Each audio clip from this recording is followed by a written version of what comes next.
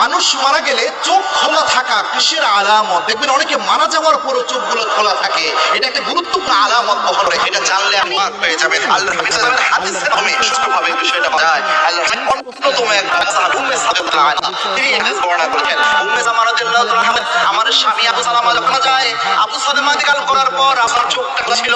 আবু সালামা ছোট বড় হাবিব সালাম যখন আবুকে দেখতে আসলেন, দেখতে এসে আল্লাহর হাবিব আবু সালামার চোখটাকে আল্লাহর হাবিব সাল্লাল্লাহু আলাইহি ওয়াসাল্লাম নিজে বন্ধ করে দিলেন। চোখে হাবিব সালাম হাত দিয়ে ধরলেন এবং আল্লাহর হাবিব সাল্লাল্লাহু আলাইহি ওয়াসাল্লাম বলেন, এই বান্দা যখন মারা যায়, বান্দার রূহ যখন কবজ করে নিয়ে চলে যায় মালাকুল মউত, তখন বান্দা ওই রূহটাকে তাকিয়ে দেয়, তার কারণ সেটা খোলা থাকে। আল্লাহ সাল্লাল্লাহু আলাইহি ওয়াসাল্লাম হাদিসে কিভাবে বোঝা যায় সরাসরি যে বান্দার রূহ যখন চলে যায়, বললেন এই যে বান্দা যখন মারা যায়, বান্দার রূহটা যখন কবজ করে নিয়ে চলে যায় মালাকুল মউত, তখন বান্দা ওই রূহটার দিকে তাকিয়ে থাকে, যার কারণে চোখটা খোলা থাকে। আল্লাহর হাবিব সাল্লাল্লাহু আলাইহি ওয়াসাল্লাম হাদিসের ব্যাখ্যার আলোকে এইভাবে বোঝা যায় সরা গ্রন্থে যে বান্দার রূহ যখন চলে যায়